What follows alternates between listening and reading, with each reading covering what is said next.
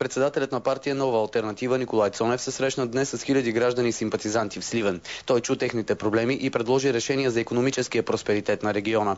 Цонев представи листата с кандидат-депутатите от Сливенския регион и предизборната програма на партията, която е под номер 1 в бюлетината. Имаме стройна, ясна, точна предизборна програма. Програма, която е изпълнима и която ние знаем и можем да изпълним.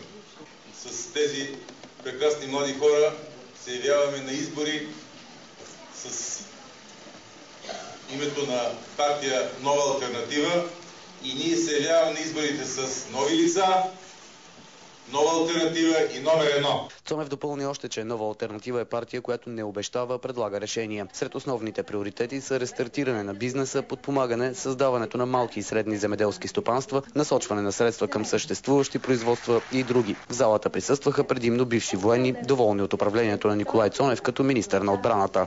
Купуването и продаването на гласове е престъпление.